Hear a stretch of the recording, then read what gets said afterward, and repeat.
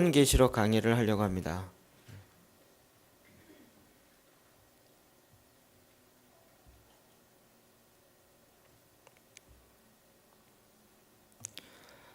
요한계시록 1장 1절에서 3절인데요. 같이 말씀 읽고 3절은 공동번역으로 한 번 더 기록했습니다. 한번 읽겠습니다. 시작. 예수 그리스도의 계시라. 이는 하나님이 그에게 주사 반드시 속히 일어날 일들을 종들에게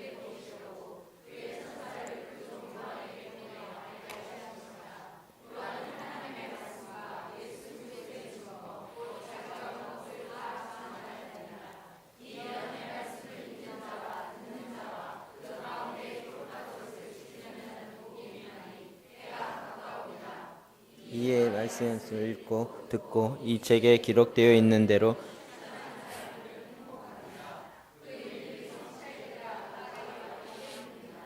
아멘.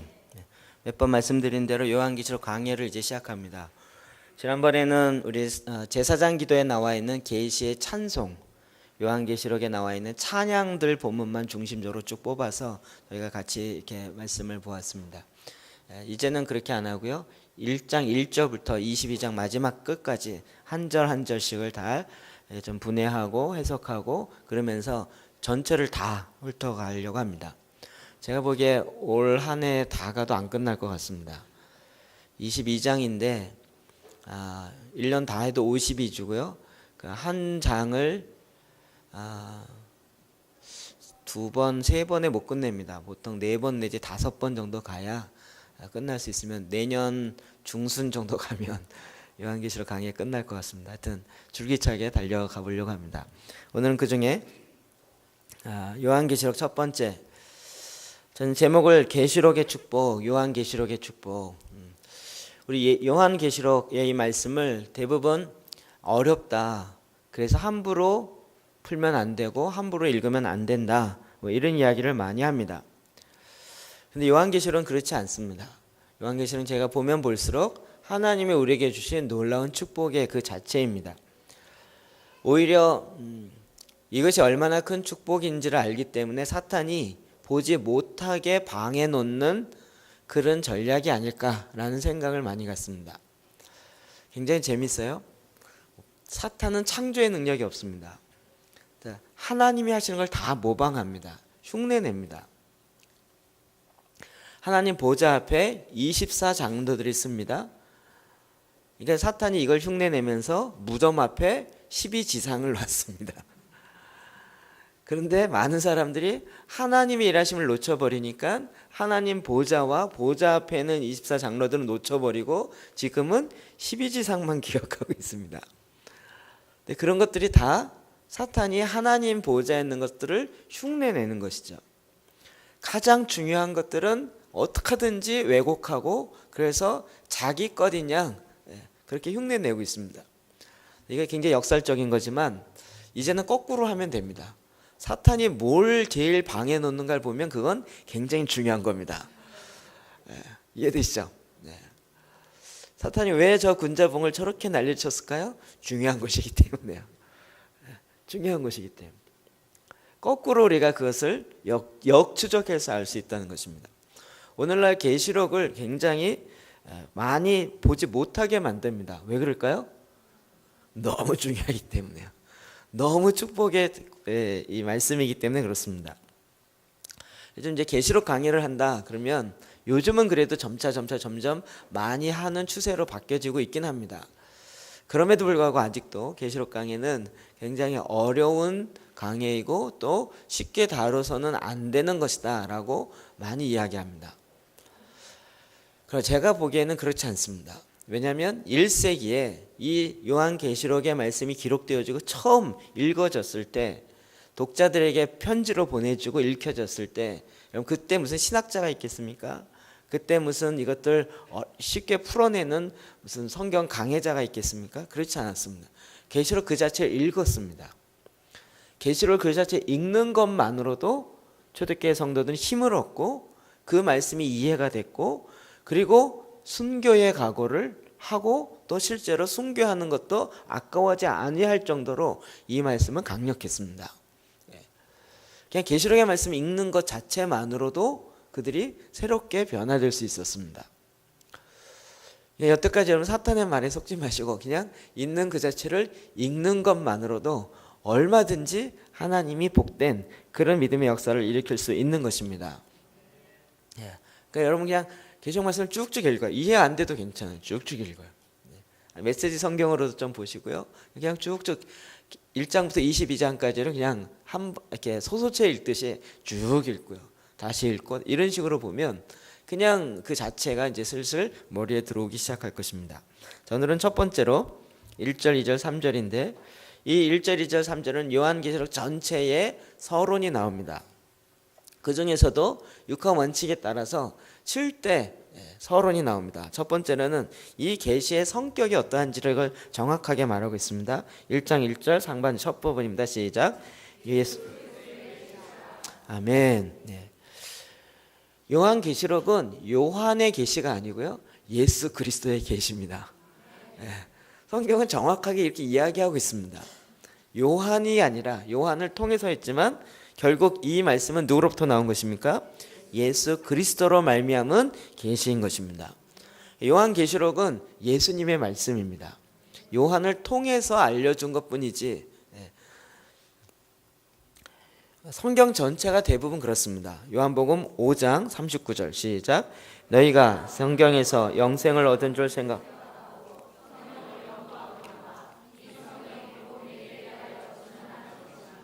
아멘. 정말 성경에서 우리가 영생을 얻는 줄 알고 성경을 연구합니다. 그렇죠? 그런데 이 성경은 누구를 증언한다고요? 내게 대해서. 내가 누굴까요? 예수님에 대해서 증언한다. 우리 수요일날 성막 강의 계속 들으면서 들었던 이야기죠. 구약을 짜봐라. 뭐가 나와요? 짐승의 피가 나오고 신약을 짜봐라. 예수의 피가 나온다. 구약과 신약은 결국 피의 얘기인데 짐승의 피는 결국 예수 그리스도의 피를 상징하는 것으로 나와 있는 것이죠. 결국은 다 예수 그리스도에게 집중되어 있습니다. 성경은 예수 그리스도에게 그리스도를 증언하고 드러내는 것에 가장 핵심적인 관심을 갖고 있습니다.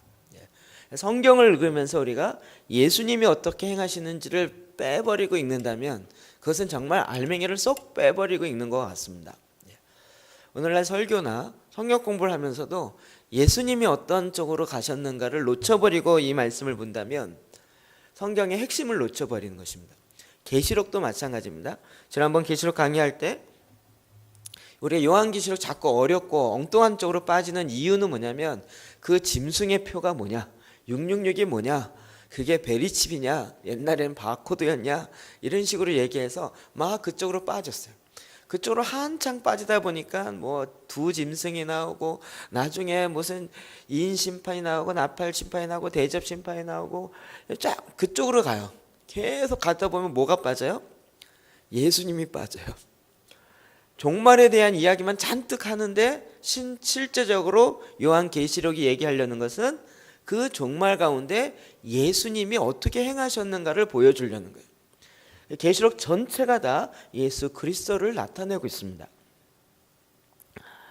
1장은 성경의 중심이신 예수 그리스도, 2장과 3장은 7 교회가 나오면서 교회의 중심이시고 교회의 머리이신 예수 그리스도, 4장은 천상에서 예배드리는 그곳의 예수 그리스도, 5장에 넘어가면 이제 그 인을 떼기에 합당하신 어린 양 되신 예수 그리스도, 6장으로 넘어가면 7장으로 나오면 이제 믿는 자를 인을 치시고 구원하시는 예수 그리스도, 8장에 환난의 심판을 풀어내는 예수 그리스도, 또 9장에 보면 심판의 화를 내시며 심판을 행하시는 예수 그리스도, 10장에 보면 작은 두루마리를 펴서 주인에게 주는 예수 그리스도, 11장에 주의 종들을 끝까지 붙잡고 끝까지 포기하지 아니하는 예수 그리스도, 12장에 하나님의 교회를 인도하는 예수 그리스도, 13장에 사탄을 도구로 사용해서 오히려 사탄을 통하여 하나님의 역사를 이루어 가시는 예수 그리스도, 14장에 14만 4천 명과 함께 동행하는 예수 그리스도, 15장에 자기의 백성을 예배처로 인도하시는 예수 그리스도, 16장에 진노의 심판 재앙을 내리시는 예수 그리스도, 17장에 음녀의 교회를 보여주시는 예수 그리스도, 18장에 음녀의 교회를 멸하시는 예수 그리스도, 19장에 공중에 재림하시는 예수 그리스도, 20장에 천년 왕국의 왕이신 예수 그리스도, 21장에 성도의 눈에서 눈물을 씻기시는 예수 그리스도, 22장의 마지막에 보면 진실로 속히 오리라 라는 그 말씀대로 이미 이루시는 예수 그리스도. 요한계시록 전체가 다 예수 그리스도의 계시입니다. 예수 그리스도의 계시가 핵심이고, 그리고 그 예수 그리스도가 마지막 때에 어떤 일이 진행되는가 하는 것들이 보여지게 된다는 것입니다. 자, 두 번째는요, 읽어볼까? 시작. 이는 하나님이 그에게 주사. 아멘. 예수 그리스도의 계시인데 원래는 누가 줬어요? 그 계시의 원천은 어디서부터 나왔어요? 하나님으로부터 나왔습니다. 그러니까 예수님이 이 땅에 오셨을 때부터 이야기하셨던 부분이죠. 요한복음 12장 49절 시작.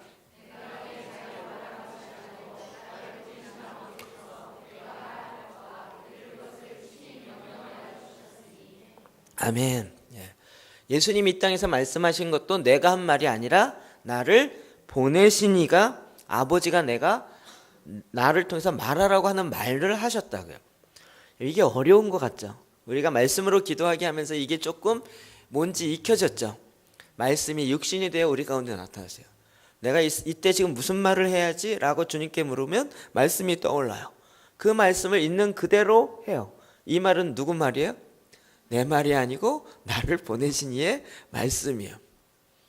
나는 거기에 말을 더하거나 빼지 않고 있는 그대로 이야기해요. 그래서 나를 보내신 이의 말을 우리가 한다고요. 우리도 주님처럼, 근데 그 보내신 이의 말은 누구예요?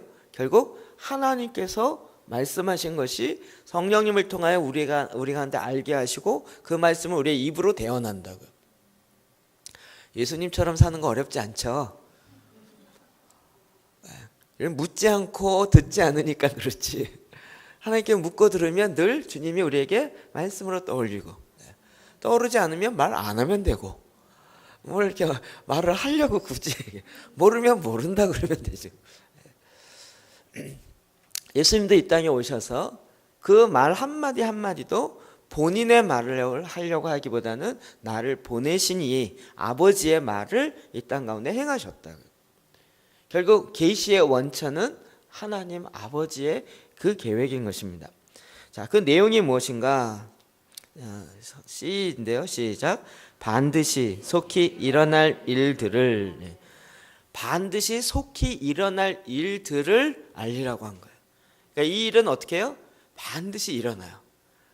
마지막 때에 되어질 일들은 반드시 일어나야만 해요. 안 일어나면 하나님의 계시에 흠집이 가요. 하나님이 거짓말한 것이 되고 하나님이 모르는 게 돼요. 그러면 전지하신 하나님이 틀린 거예요. 그런 하나님은 하나님이 될 수가 없는 거죠. 하나님이 하신 말씀이에요. 그러니까 반드시 이루어져야겠죠. 마지막 계시록 22장 6절에 보면 이렇게 얘기하고 있어요. 시작. 또 내가 내게 말하기를 네 말은 신실하고 참된 주 곧 선지자들의 영의 하나님이 그의 종들에게 반드시 속히 되어질 일을 보이시려고 그의 천사들을 보내셨도다. 아멘. 반드시 되어질 일, 반드시 속히 되어질 일들을 보이려고 천사들을 보내셨다고. 자, 순서로 보면 우리는 뭐 알죠? 원천은 어디예요? 하나님. 하나님께서 예수 그리스도를 알게 하셨고, 예수님은 자기의 말이 아니라 나를 보내신 이의 아버지의 말을 했어요. 누구를 통해서 했죠? 천사를 통해서 요한에게 했어요. 그렇죠? 그리고 그 요한이 이제 종들에게 증거하고 있어요. 이게 저는 이게 지난번 몇 번 말씀드렸지만 계시록을 보면 볼수록 우리를 향한 하나님의 배려다. 이 무천년을 믿고 있는 사람들은 별로 이렇게 일어날 일들에 대해서, 반드시 일어날 일에 대해서 대부분 다 상징으로 해석을 해요. 다 상징이라는 거예요. 적그리스도도 상징이고 짐승의 표도 상징이고 다 상징이라는 거예요. 상징적으로 해석하다 보니까 이게 반드시 일어날 일이 아니라 그냥 상징으로 넘어가 버리는 거예요. 그러니까 별로 주님의 오심에 대해서 오시긴 오시지만 그렇게 긴박하게 생각하지 않는 거예요. 한국교회도 제일 처음엔 이 전천년설의 종말론이 주를 이루다가 그것의 극단으로 갔던 세대주의적인 것들이 오면서 그 영향으로 시한부 종말론이 왔었습니다. 여기에 대한 반증으로 이제는 무천년설을 굉장히 강하게 들고 오게 되었어요. 천년왕국이라는 것 자체가 아니다. 이미 예수 그리스도가 오심으로 천년왕국이 됐다라고 이야기하는, 이미 천국이 임하였다라는 그 말의 근거로 천년왕국을 이야기하면서 이런 계시록에 있는 얘기들은 다 상징이다라고 이야기합니다. 저도 처음엔 그렇게 배웠기 때문에 상당히 그런가 보다 했었습니다. 근데 계시록의 말씀과 실제로 계시록을 연구했던 사람들의 많은 이야기를 보면 이것이 단지 상징이 아닙니다. 계시록의 말씀은 상징은 상징으로, 문자는 문자로 풀게 되어 있습니다. 그리고 그 상징은, 계시록은 상징은 풀어놨어요. 그 보좌 앞에서 향을 담은 그릇을 쏟아요. 근데 이 향은 뭐라고요? 성도의 기도라고 설명이 돼 있잖아요. 이 향을 쏟았다 그러면 우리는 무슨 향을 쏟을까? 모기 향을 쏟을까? 무슨 향을 쏟을까? 여기 내 향이란 내 마음씨를 향해 그렇게 상징적인 의미가 되는 건 딱 이는 이래갖고 설명을 해놨다고요. 그러니까 그냥 의미가 어렵게 되거나 좀 상징성으로 가는 것들은 곧바로 설명을 해놨어요. 그 얘기가 뭐예요? 그렇지 않은 것들은 그냥 다 문자 그대로 보면 되어진다는 거죠. 그러니까 반드시 속히 일어날 일들을 기록하라고 했어요. 그러니까 이건 반드시 일어나야 돼요. 일어날 수밖에 없는 일이에요. 주님이 그렇게 말씀하셨고 하나님이 말씀하신 걸 이야기했기 때문에 그렇습니다. 그래서 계시록을 보면요, 지금 이 시대가 어떻게 가는지 보이고 막 재미있어요. 저는 계시록이 이렇게 재밌어 보긴 처음이에요. 이 때가 된 것 같아요. 그 계시록을 보면 지금 현 시점이 보여요. 제가 요즘에 제3성전 때문에 김종필 감독의 매니아가 됐다 그러는데 최근에 이제 계속 찾고는 있어요. 처음부터 말씀은 드렸죠. 제가 왜 이렇게 주의하면서 계속 이렇게 듣고 찾는지. 왜냐하면 하도 이단 시비를 많이 거는 이상한 이단들이 많아가지고 영화를 보지도 않고 보고도 하여튼 언론 믿지 마세요. 언론. 제가 몇 번 당했어요. 김종필 감독도 당했더라고요. 그래서 그 우리 전사님 갔었던 시사회 할 때 기독교 언론사를 불렀더라고요. 기자들을. 그래 놓고서 보게 하고 그 다음에 알아서 자기네 신문에 쓰라고. 근데 기자들이 와가지고 왜 노트북 테이블이 없냐라고 그렇다는 거예요. 아니 영화 시사회에 와서 왜 노트북을 그리고 갈 때 세상과 똑같이 왜 교통비 안 주냐고, 왜 촌지 안 주냐고. 이런 일 되게 많습니다. 여러분 큰 교회 입당 예배하면요 기자들 꼭 옵니다.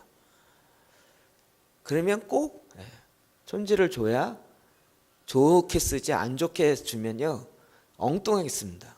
무슨 금권 어쩌고 이렇게 씁니다. 이게 썩어빠진 언론들이 어마어마하게 많습니다. 저도 명함을 몇 장 받았어요. 그 나중에 물어봤더니 이게 아시는 분 쓱 보더니 이게 다 가짜 언론이라는 거예요. 언론이라고 너무 믿지 마십시오. 지금 언론은 이미 많이 장악되어 있고 그 언론의 엉뚱한 쪽으로 가고 있습니다. 얼마든지 그럴 가능성이 많이 있어요. 그래서 제가 김종필 감독이 하는 이야기를 계속 들어요. 근데 바로 그런 이야기를 하는 거예요. 제3의 성전 시사회하고 기자들 와서 봐라. 그래 놓고 보고 갔는데도 엉뚱하게 쓰는 거예요. 자기 마음대로 쓰는 거예요. 전혀 사실이 아닌데, 그러니까 자기의 느낌을 쓴 것도 아니고 사실이 아닌데 그것을 사실인 것처럼 자기가 쓴 거예요. 객관적인 거는. 막 화가 나서 이야기하더래요.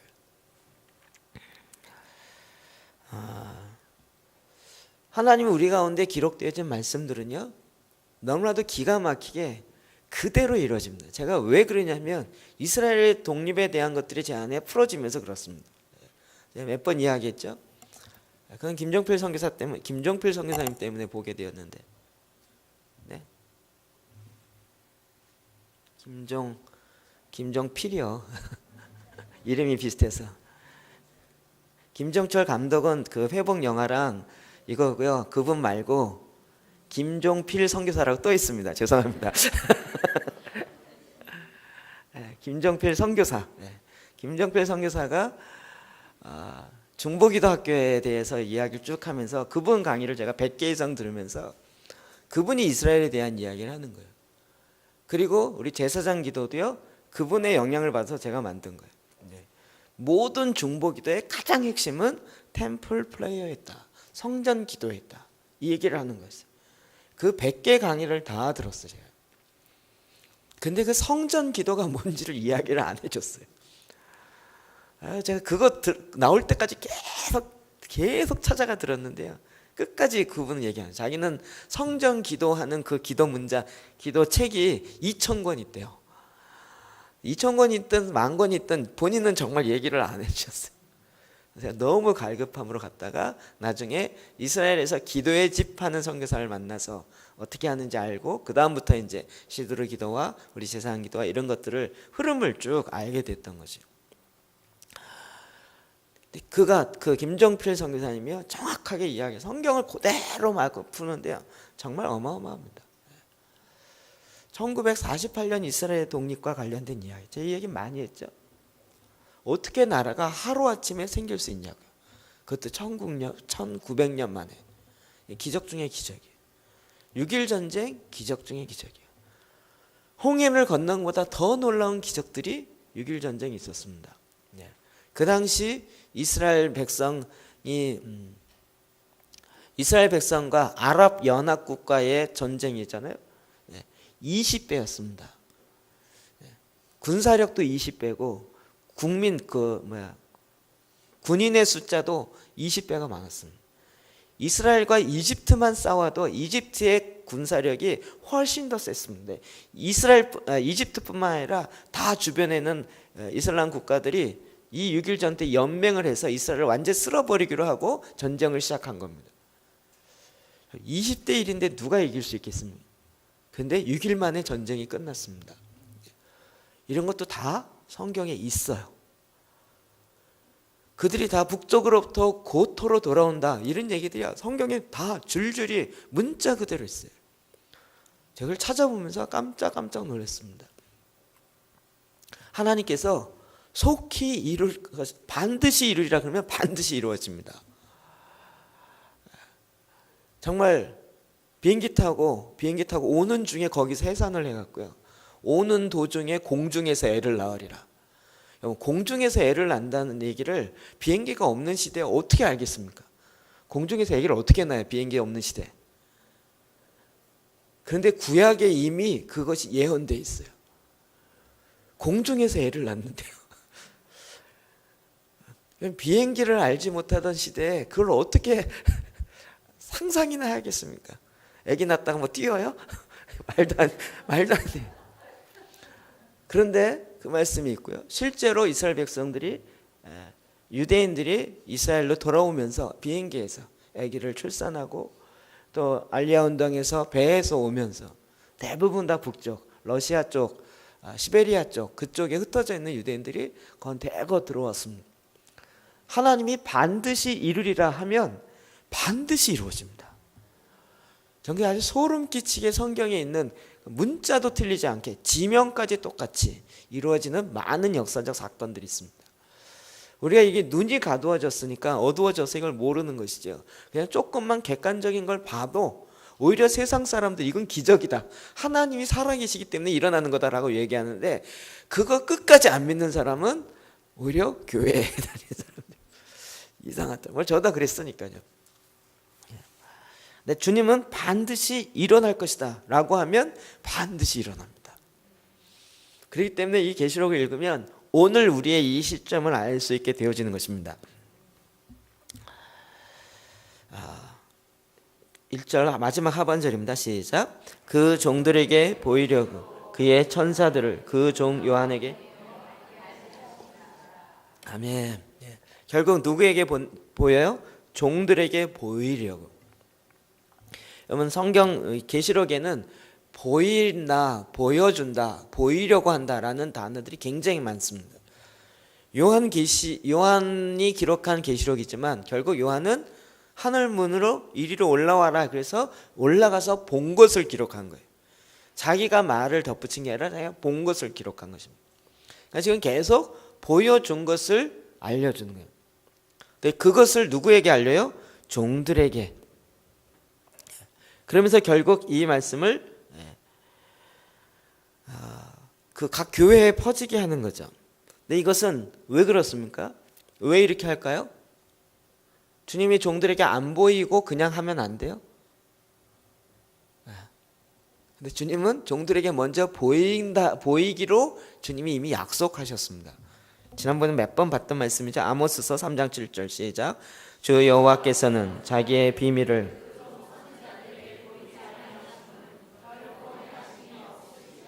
아멘. 그렇죠? 미리 종들에게 보이지 않고는 행하심이 없어요. 주님이 행하려면 미리 종들에게 보이십니다. 그러니까 마지막 계시록에 되어질 마지막 때에 되어질 일들도 종들에게 미리 알려주는 거예요. 주님은 계속 미리 알려줍니다. 우리도 그렇습니다. 우리에게 계속 미리 알려주십니다. 계시록 22장의 마지막 장입니다. 16절 볼까 시작. 나 예수는 교회들을 위하여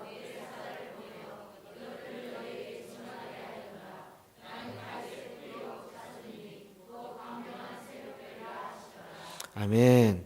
내 사자들을 보내서 그것들을 너희에게 증언해요. 교회들을 위하여. 교회들을 위하여. 마지막 때를 이야기하는 것은 교회밖에 없습니다. 아니 마지막 때는 무슨 장사하는 사람 얘기하시겠어요? 사업하는 사람이 마지막 때를 얘기하겠어요? 무슨 국가기관이 얘기하겠어요? 오직 교회뿐입니다. 그러니까 이 마지막 때를 내 백성들이 준비케 하려고 종들에게 먼저 보이시는 것입니다.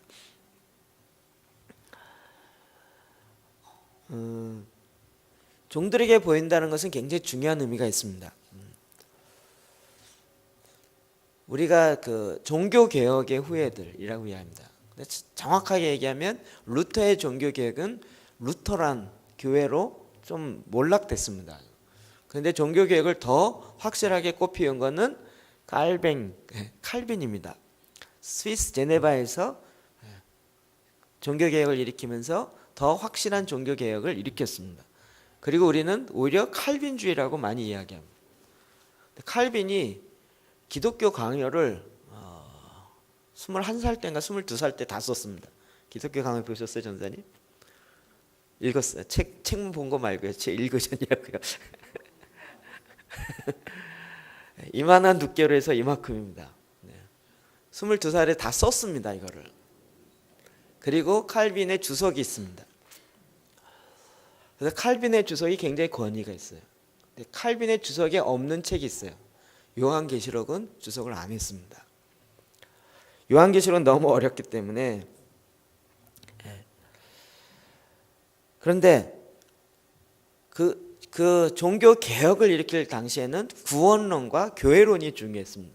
어떻게 구원받는가? 그렇죠? 믿음으로 구원받는다.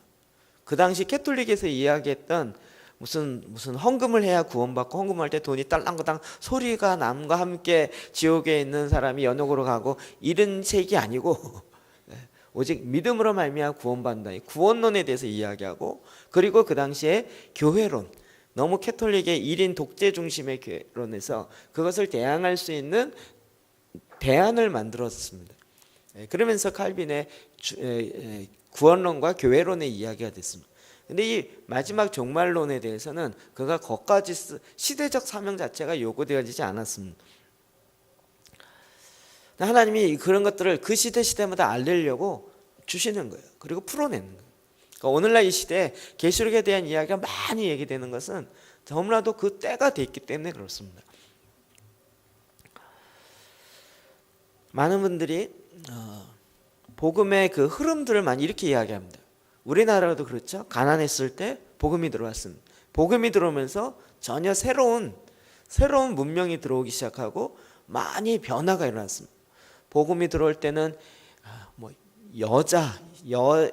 여성의 인권 문제도 없었습니다. 그 다음에 아이의 인권도 없었습니다. 근데 복음이 들어오면서 여자도 학교를 다니게 되어지고, 그래서 여학교가 생기게 돼요. 그리고 아이들에 대한 소중함들 이렇게 얘기했죠. 옛날에는 아이들 인간으로 우리도 취급지 않았습니다. 애들은 이런 분위기였죠. 그런데 복음이 들어오면서 그런 것들이 다 변화되어지면서 성경적 가치로 들어오게 됐어요. 그러면 꼭 하나님은 놀랍게 풍요로운 일들이 일어납니다. 그래서 복음이 보통 서진됐다 그러는데, 이스라엘에 시작해서 유럽으로 가서 영국 가서 미국 가고 이렇게 돌아온다 이렇게 얘기하죠. 이 돌아오는 흐름과 함께 부의 이동도 같이 가고 있었습니다. 그렇죠? 복음이 가는 곳에 놀랍게도 풍요로운 역사이랍니다. 그런데 풍요롭게 되고 나면 그 다음부터는 다시 복음을 구하지 않아요. 풍요롭게 되면 이제는 굳이 그렇게 열띠게 기도 안 해도 살만하다는 거죠. 그러다 보면 잊어버려요. 왜 그럴까요? 종말론이 계속적으로 말씀되지 않기 때문에 그렇습니다. 예수님은 알파와 오메가입니다. 알파는 천지를 창조하신 거고 오메가는 천지 창조의 완성을 이루는 겁니다. 그러니까 마지막 끝이 딱 점이 찍어야, 이 피어리드가 딱 찍혀야 모든 게 문장이 끝나는 거잖아요. 근데 이 마지막 끝을 잘 안 하는 거예요. 어떤 분이 노래하다가 숨 막혀 죽었대요. 왜냐하면 이렇게 쉼표가 없어서. 쉼표가 없어. 뭐가 이렇게 점이 찍히거나 콤마가 찍히거나 해야, 그래서 잠깐 끊고 해야 하는데, 근데 지금의 기독교를 보면요, 천지 창조에 대해서 계속 어마어마하게 이야기합니다. 그런데 마지막 오메가에 대해서는, 알파에 대해서는 이야기하는데 오메가에 대해서는 굉장히 흐지부지, 그리고 어떻게 되는지 몰라요. 그러니까 마지막, 여러분 하나님의 불을 주시면 그걸로 어디로 가야 되겠어요? 그 불을 주시는 이유는 그냥 거기에만 있지 않습니다. 그렇죠? 그 불로 뭐 해요? 하나님의 사역을 더 하라고요. 더 감당하라고요. 우리를 부자로 만드는 게 목적이 아니에요. 아니, 은도 주의 것이고 금도 주의 것인데 주님이 우리를 부자 만들어서 뭐 하겠습니까? 너희들 부자다, 난 신난다, 이러고 주님이 끝나겠습니까? 우리를 하여금 부하게 하는 이유는 하나님의 뜻을 정확하게 해서 마지막 점을 찍으라고요. 오메가가 어떻게 되는지 알고 그 일을 이루라고요. 그 일을 이룰 수 있는 그 방편으로 주님이 계속 풍요롭게 하는 거죠. 그러니까 종말론이 제대로 안 돼 있으면 결국 마지막 이 결론을 잘 못 내리면서 결국 엉뚱한 쪽으로 가는 것입니다. 그러나 계시록은 이 마지막에 어떻게 되어지는지를 보여주는 책입니다. 성경은 이렇게 표현할 수 있습니다. 구약은 앞으로 오실 메시아를 사요. 계속 예언하고 예표하고 그래요. 신약은 오신 메시아를 이야기합니다. 계시록은 뭘까요? 다시 오실 메시아를 이야기합니다. 그렇죠? 딱 변하죠. 계시록은 어떻게 보면 이렇게 딱 세 부분으로 나눌 수 있어요. 다시 오실 메시아를 우리가 정확하게 준비해야 하는 것입니다. 이것을 교회를 통하여, 종들을 통하여 알리라고 한 것입니다. 그 내용이 무엇일까? 2절 봅시다. 시작. 요한은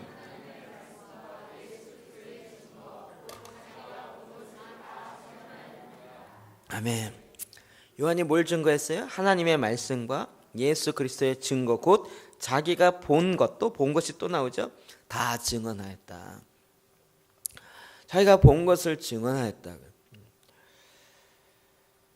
누구에게 증거했습니까? 종들에게, 또 교회에게. 11절에 나오죠. 시작. 이르되 내가 보는 것을 두 마리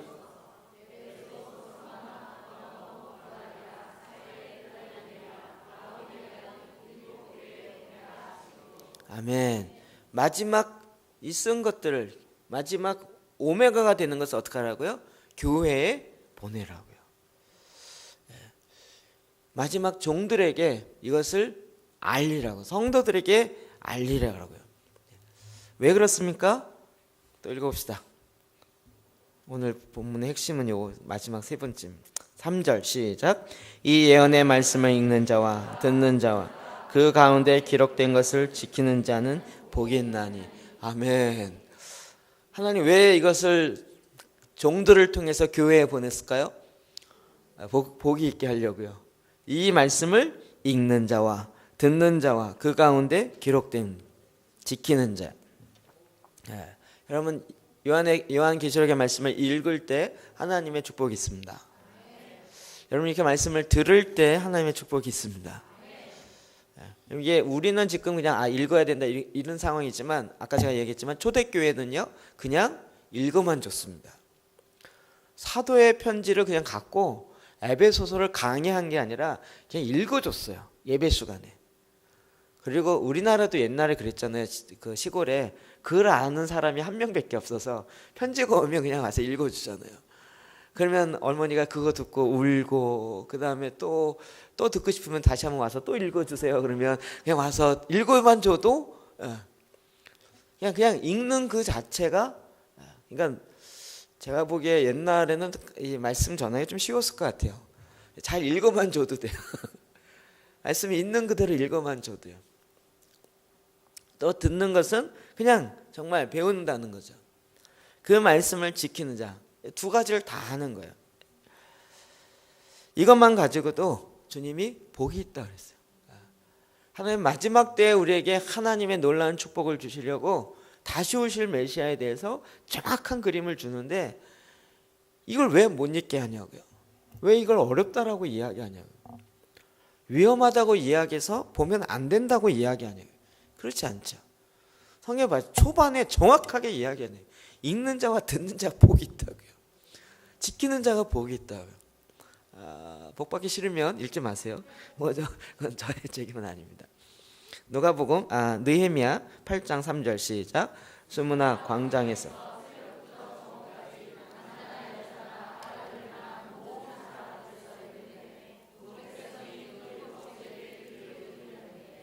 아멘. 그 율법책에 귀를 기울였어요. 모든 백성들이 뭇 백성들이 다 율법책 그냥 읽어만 줬다고요. 읽어만 줘도 그 내용이 무엇이구나 어떤 내용이구나 라고 알고 그들이 울고 회개하고 주님의 말씀으로 다시 돌아왔다고요. 여러분 이제 성경 말씀을 읽는 것에 익숙해 하십시오. 그리고 너무 분석하려고 하지 말고 일단 통전적으로 쭉쭉 읽어 가십시오. 그 자체에 하나님께서 우리에게 주는 큰 은혜가 있습니다. 계시록 마지막 22장 7절입니다. 시작. 보라 내가 속히 오리니 이 두루마리의 예언의 말씀을 지키는 자는 복이 있으리라 하더라. 아멘. 다시 오실 메시아, 다시 오실 예수님이 어떠한지를 정확하게 보여줘요. 그리고 이 두루마리의 예언의 말씀을 지키는 자가 복이 있다고요. 우리가 좀 상상을 해보면 좋을 것 같아요. 자, 이런 상상 여러분은 저는 좀 엉뚱한 상상을 많이 해서 이 세상이 이제 끝났습니다. 종말이 다 됐어요. 끝났어요. 그리고 우리 다 지금 천국에 와 있어요. 더 이 천국에서 지금 천상의 예배와 천상의 축제가 이루어져 딱 만났어요. 어떻게 볼까요? 서로 보면서 어머머 집사님도 오셨어요 막 이러면서 너무 기뻐하겠죠. 우리가 여기 온 것은 우리가 어떻게 이런 데로 왔지? 별 상상을 안 해보신 것 같은데 그냥 좋은 정도가 아니고요. 막 하늘에 있는 실제가 이루어지니까 막 너무 막 이 표현을 못하겠습니다.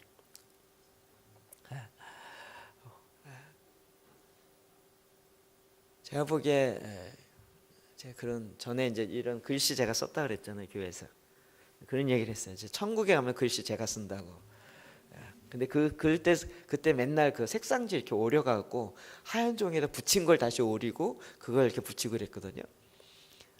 그걸 맨날.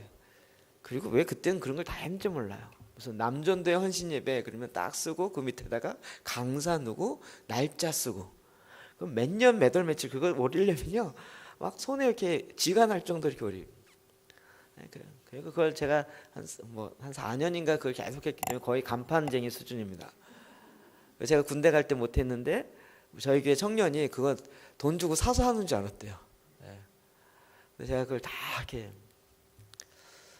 천국 가면 그거요, 색상지로 안 하고 뭘로 할까요? 금으로 된 거를 금을 쫙 잘라갖고 다 버리고 그 주위에다 뭘 박아요? 흰 종이를 붙인 게 아니라 다이아몬드를 쭉 박아요. LED 등도 아니고 다이아몬드 쭉 박아요. 딱 이런 상상이 되는 거라고요. 막 그날에 보면 막 항상 기쁨이, 항상 웃음과 항상 즐거움과 축제와 이게 영원토록 있어요. 그러면 다들 내가 세상에서 별로 한 것도 없는데 내가 여기에 있다니, 이 영광은 오직 예수님에게, 주님이 나에게 너무 기뻐한. 우리 인생이 다 끝났어요. 그리고 딱 다 천국에 있어요. 딱 이 전제에서 생각해 보시라고. 그때 세상에 있을 때 주님이 내게 준 그 말, 그거 그냥 믿습니다 그랬는데 여기 와 있어요.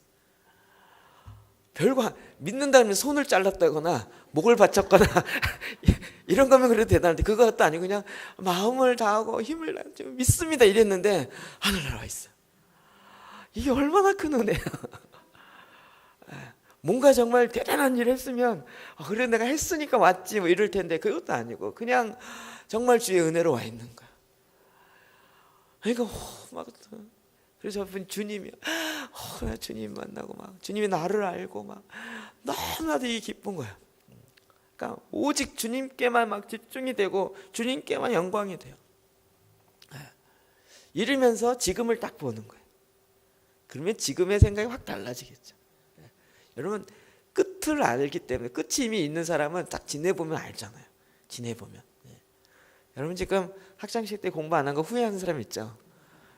그때 공부를 했으면 내가 좀 더 이렇게 됐을걸. 혹시 결혼한 거 후회하는 사람이 있는지 모르겠어요. 그때 내가 이 사람 아니고 이 사람을 만났으면 이렇게 하겠어요. 어쨌든 뭔가 이게 지나온 이렇게 흔적을 아니까 그때 이렇게 했었으면 이게 이렇게 알잖아요. 여기 완전히 영광 가운데 있는데 이때를 보는 거예요. 이때 하나님 말씀을 알고 지키는. 근데 주님이요 쫙 알려줬어요. 마지막 때 어떻게 될지. 마치 불이 나면 그 매뉴얼과 같이요. 불이 당장 나면 어떻게 될지 모르잖아요. 근데 미리 소방 훈련을 받아 놓으면 이게 머릿속에 뭐 어떻게 했는지 알잖아요. 소방 훈련에서 소화전은 어디 있고 비상구는 어디 있고 또 우리가 어떻게 대피한다. 이런 것들 대충 알아놓으면 마지막 그 순간에 딱 그게 굉장히 유효한 거죠. 근데 그게 어딘지 모르면 비상구도 못 찾고 이게 그러면 이제 다들 그냥 그 자리에서 죽고 끝나는 거잖아요. 마치 그와 같아요. 주님이 마지막 때 우리가 어떻게 해야 되는지 행동 요령을 딱 준 거예요. 그걸 내가 딱 읽어놨어요. 마지막에 딱 읽어놨어요. 그래서 딱 보니까 이 짐승의 표가 뭔지 딱 알겠는 거예요. 그래갖고 난 안 받겠다고 그러다가 죽었어요. 근데 나중에 다시 천국 가서 보니까 요 매뉴얼대로 딱 한 거예요. 난 안 받겠어요. 이거 딱 하나 해갖고 영원한 하나님의 나라 갇히는. 근데 이 매뉴얼이 뭔지도 모르고 남들이 받길래 나도 받았어요. 나 이거 뭔지 모르고 받았어요. 그러나 끝났어요. 뭔 차이예요? 그 마지막 때 그게 뭔지, 그것을 아는지 모르는지의 차이예요. 간단한 거예요. 간단한데 그걸 알면 그 말씀을 지킴으로 영원한 영생의 삶을 누리게 되는데, 그거 모르면 나 그런 건지 예전에 미처 몰랐어요. 하나님 나한테 얘기 안 해줬잖아요. 예배 시간에 졸아놓고서 얘기 안 해줬잖아요. 안 한 것이 아니고요. 말씀에 있고 말씀을 읽는 자와 듣는 자의 복이 있다 그랬는데 전혀 안 하고 있다고요. 나중에 계속 오리발 내도 소용이 없어요. 자, 이때가 왜 이게 축복인지 3절 하반절 볼까요? 시작. 때가 가까움이라. 네. 데살로니가 5장 2절 봅시다. 시작. 주의 날이 밤에 도둑같이 이를 줄을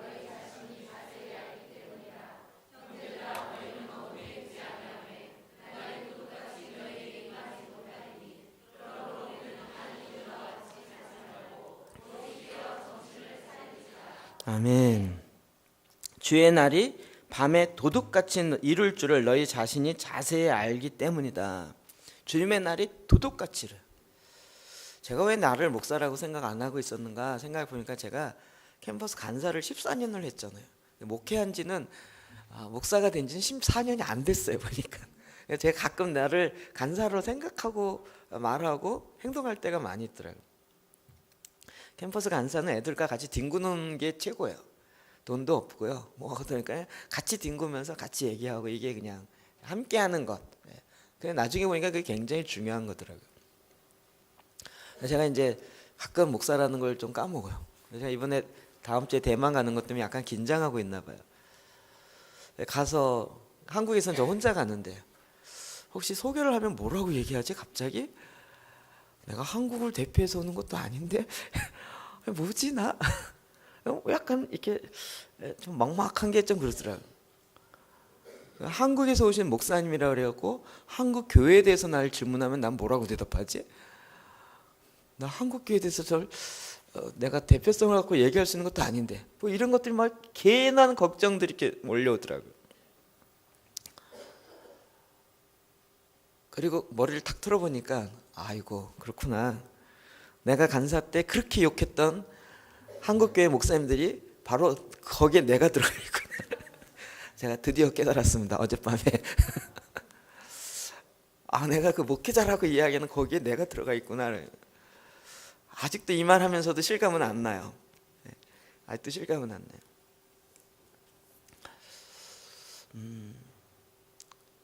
제가 워낙 이렇게 좀 그렇게 캠퍼스 간사로서의 또 신학교 간사였으니까 한국 교회에 대한 이야기를 객관적으로 많이 보고 이야기하고 또 비판도 하고 나름대로 대안도 이야기하고 그랬었잖아요.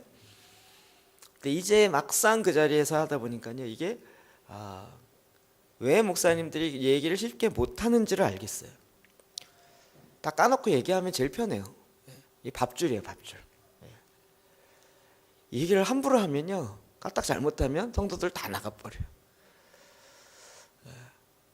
그러니까 이게 쉽지가 않은 거예요. 저는 하나님 너무나도 감사하게 미리 훈련을 다 해놨어요. 밥 없으면 밥 없이 사는 훈련이 돼 있어요. 그래서 그냥 뭔 상관이 있나 이런 것이 이미 훈련이 많이 돼 있어요. 하나님께서 종들에게 알리고 종들을 통하여 교회에 알리라는 거예요. 이것을 알리는 것이 축복인데도 불구하고 이 일로 말미암아 나에게 이익이 될 것인가 안 될 것인가를 계산해서 이익이 안 되면 안 하는 경우가 있은 거예요. 저는 그걸 보고 굉장히 깜짝 놀랐어요. 제사전에 그런 건 없었거든요. 손해를 보든 손해를 보지 않던 그냥 하나님 말씀하시면 이건 말씀이기 때문에 해야 된다. 그리고 말은 전해야 된다. 이게 저가 갖고 있는 전제였어요. 그런데 그렇게 해서는 안 되는 많은 불문율 같은 게 있더라고요. 제가 그걸 모르고 이야기했다가 많이 된통 오해받고 당한 적이 그게 그래서 당한 거더라고요. 근데 이 계시록의 말씀도 마찬가지예요. 이게 지금 뭐 다루면 이단이냐 안 다냐 이런 걸 떠나서요. 성경에 지금 하나님께서 예수 그리스도의 계시로 천사를 통하여 요한에게 알려주고 요한은 종들을 통하여 교회에 알려줬단 말이에요. 교회에 알려줬다는 얘기는 교회 성도들로 하여금 이 말씀을 듣고 읽고 지키게 하는 것에 포커스가 있는 거죠. 주님이 이걸 계획하셨고 말씀하신 거예요. 이 부분에 있어서 주님은 계속 그렇게 말씀을 전하길 원하세요. 제가 한창 때 굉장히 저의 마음을 뜨겁게 했던 책 중에 하나인데요. 사부나 놀라라는 중세의 세례 요한이라고 이야기하는 책입니다. 제가 이 책 읽다가 김남준 그 목사님 책을 몇 권 더 읽게 됐어요. 그분이 이 책을 썼고 이 책을 보면서 제가 굉장히 마음에 도전을 받았어요. 중세의 세례 요한이래요. 이분의 메시지를 통해서 종교 개혁이 일어나기 직전까지, 결국 어떻게 보면 이 사브나놀라의 메시지를 통하여서 회개했던 많은 사람들에 의해서 종교 개혁이 일어났다라고 얘기할 정도예요. 그가 하나님의 말씀을 전할 때 굉장히 말씀을 있는 그대로 전하기 시작하니까 많은 성도들이 회개하기 시작했어요. 그리고 그 말씀을 듣기 위하여 성도들이 1시간 반 전에 들어와야지만 본당 안에 들어올 수 있었어요. 그렇지 않으면 창문 열고 목소리로라도 그 당시에 이 마이크 시스템이 좋았겠습니까? 목소리라도 들으려고 창문 주위에 이렇게 있었습니다. 그리고 그의 말이 너무나도 하나님의 말씀 앞에 정확하고요. 사람들이 몰려오니까 로마 교황이 그리고 그 지역의 추기경이 압력이 들어왔어요. 네가 하는 이야기는 우리가 지금 교단적 입장에서 하는 이야기가 틀리다. 하지 마라.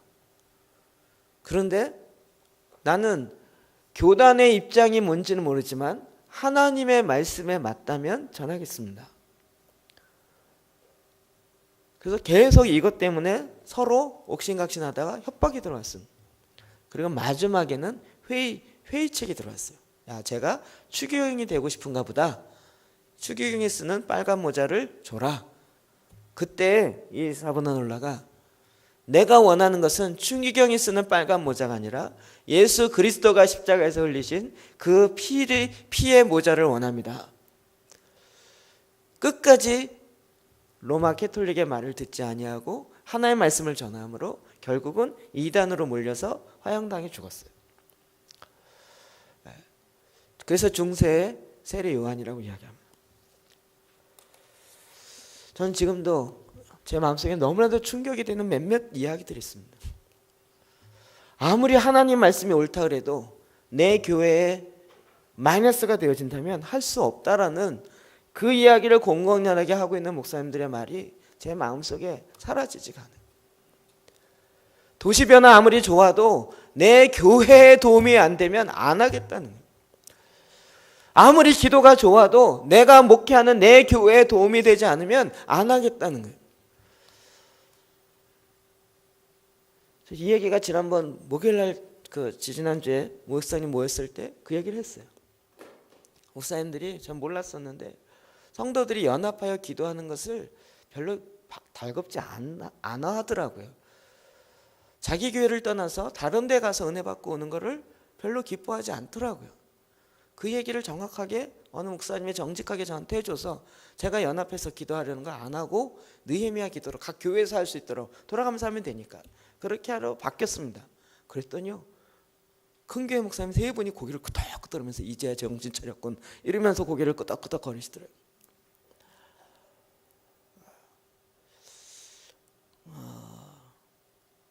하여튼 이게 현실인 거예요. 제 마음속에 정말 그 당시에 그 전전번에 회의를 하면서 그런 이야기를 했어요. 아니, 목사님들 세계 교회가 어느덧 우상이 되어 있군요. 저는 하나님을 섬긴다고 볼 수가 없습니다. 교회를 섬기는 교회교를 믿는 교조와 같습니다. 이렇게 교회교를 믿는 사람들하고는 일할 수가 없습니다. 아니, 교회교를 믿는데 예수 그리스도를 믿는 것이 아니라 교회를 믿는데 자기의 밥줄이 되어지고 자기의 먹거리가 되어지기 때문에 거기에 목숨 걸고 있고 그것에 조금이라도 해가 되어지면 아니라고 이야기하는 그 사람들이 한국 교회를 주름 잡고 있기 때문에 더 이상 할 수가 없습니다. 이게 중세 이야기가 아니고요, 오늘날의 이야기입니다. 오늘날 주님이 종들을 통하여 교회에게 말하라 이야기하지만 이거 말하다가는 종말론에 대해서 말하다가는 내가 이단 시비에 걸릴 수 있기 때문에 아니면 이 시대에 위험하기 때문에, 아니면 내가 지금 교회 건축을 해서 빚을 못 갚아갖고요, 정말 얘기하면 돈 헌금이 안 들어오기 때문에 여러 가지 이유로 말씀을 전하지 않는. 그런데 하나님은 이 시대에 다시 하나님이 일하시는 하나님의 백성들을 일으키는 것을 봅니다.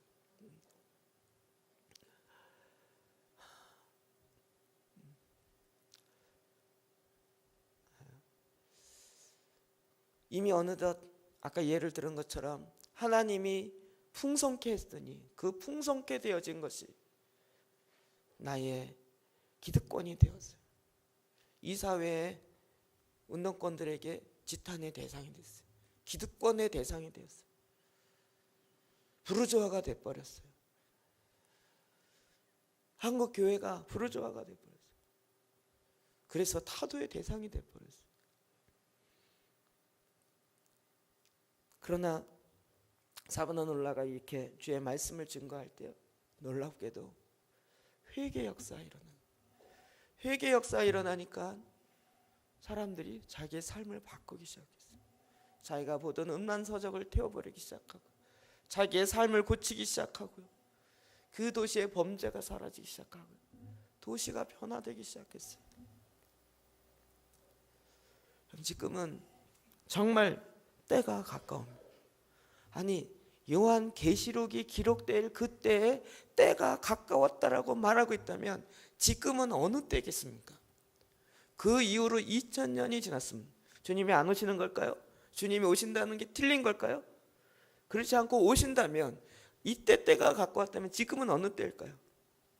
그래서 지금 말세 지 말이라고 얘기하는 거잖아요.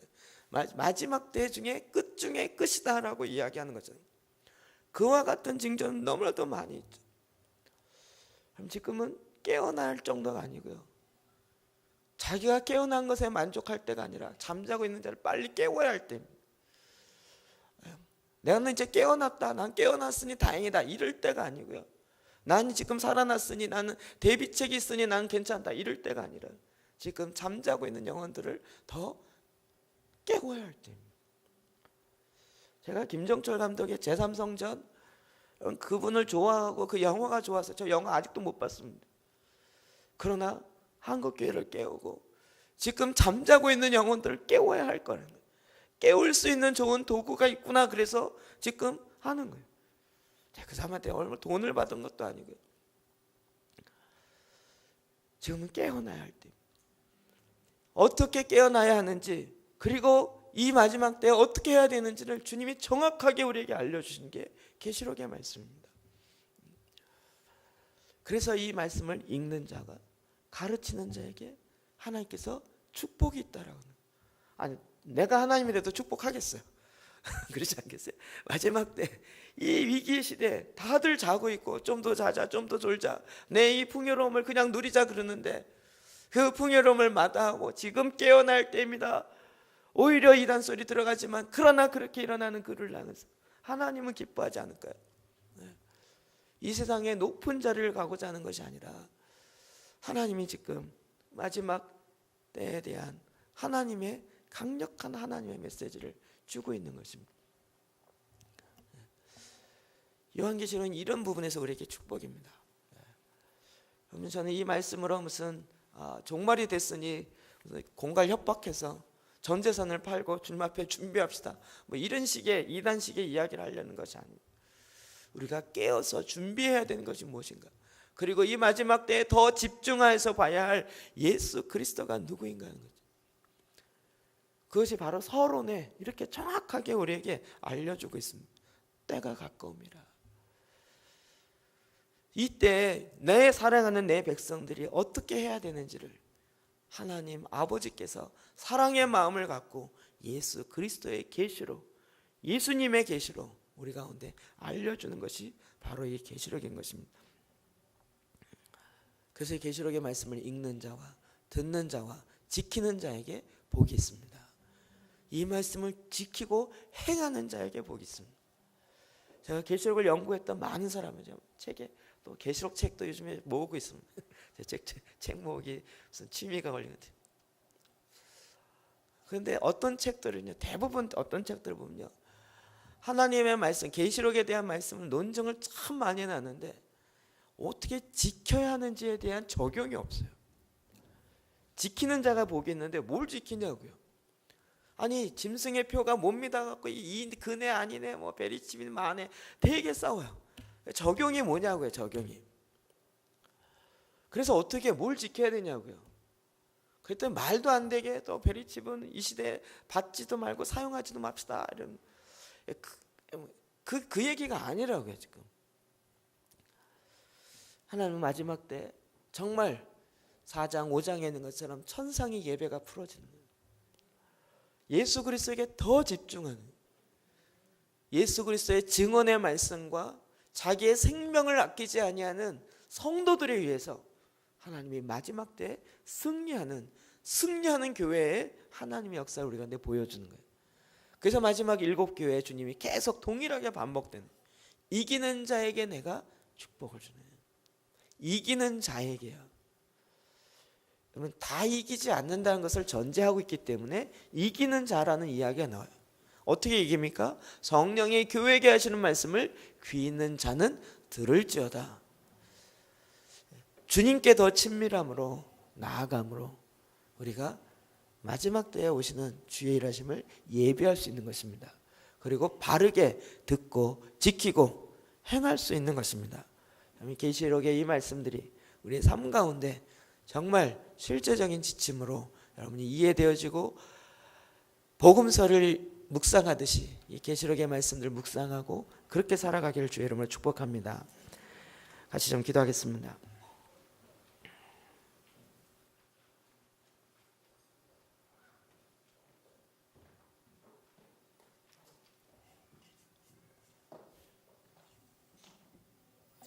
하나님 아버지, 이 시간 주의 말씀 의지하여 기도하기 원합니다.